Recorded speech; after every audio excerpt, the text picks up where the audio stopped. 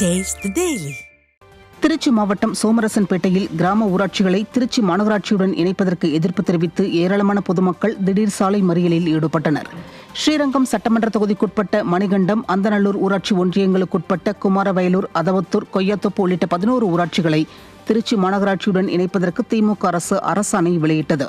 இதனால் திமுக அரசையும் ஸ்ரீரங்கம் திமுக சட்டமன்ற உறுப்பினரையும் கண்டித்து உண்ணாவிரத போராட்டத்தில் ஈடுபட முயன்ற விவசாய சங்க தலைவர் சின்னத்துரை வீட்டுக்காவலில் வைக்கப்பட்டார். இந்நிலையில் அவருக்கு ஆதரவாக 1000க்கும் மேற்பட்ட பொதுமக்கள் சோமரசன்பேட்டையில் உள்ள வயலூர் சாலையில் திடீரென சாலை மறியல் போராட்டத்தில் ஈடுபட முயன்றனர். அப்போது ஒருவர் திடீரென மண்ணெண்ணெயை தலையில் ஊற்றி தீக்குளிக்க முயன்றதால் பரபரப்பு நிலவியது. எளிய மக்களுக்கான ஆட்சி என்று விளம்பரம் தேடிக்கொள்ளும் ஸ்டாலின் கிராம மக்களின் நலனை சீரழித்து வருவதாக அவர்கள் குற்றம் சாட்டினர்.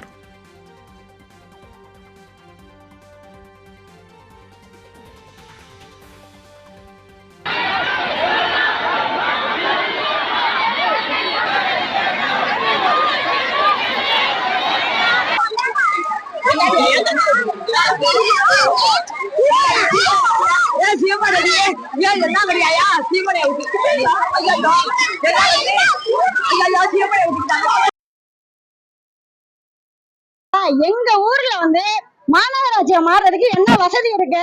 பஸ் வசதி இருக்கு. குழந்தைங்க இருந்து பெரியவங்க வரைக்கும் நாங்க 1 கிலோமீட்டர் தூரம் வரைக்கும் போயிட்டு வந்துதான் நாங்க பஸ் வசதி கூட இல்லாத ஊருக்கு நீங்க எதுக்கு நீங்க மாநகராட்சியா மாத்துறீங்க? விவசாயத்தை நம்பி பொழப்பு பழக்கிற நாங்க ஒரு நாளைக்கு 100 ரூபாய் வருமானத்துல நாங்க என்ன குழந்தைங்களை பார்ப்போமா? இல்ல நாங்க இதே மாநகராட்சியா மாறினா தண்ணி வரி கட்டுவோமா, வீட்டு வரி கட்டுவோமா, தொண்ணுக்கு வரி கேட்பீங்க. விவசாயத்தை நம்பி வாழ்றவங்க எந்த வரியை கட்டுவாங்க? மக்கள் ரொம்பவே பாதிப்பாங்க சார். அதே மாநகராட்சியா இல்லாம இருந்தா கொஞ்சம் நடுத்தர மக்கள் கூட நல்லா வாழுவாங்க சார். விவசாயம் இருந்தாதான் சார் அரிசி எல்லாருமே சாப்பிட முடியும். விவசாயத்தையுமே அழிச்சுட்டா என்ன எப்படி சார் அரிசி மூட்டையா வாங்கி சாப்பிட முடியுமா? முடிஞ்சவங்க வாங்கி சாப்பிடுவாங்க, முடியாதவங்க என்ன சார் பண்ணுவாங்க? எல்லாமே பாதிக்கப்படும் சார்.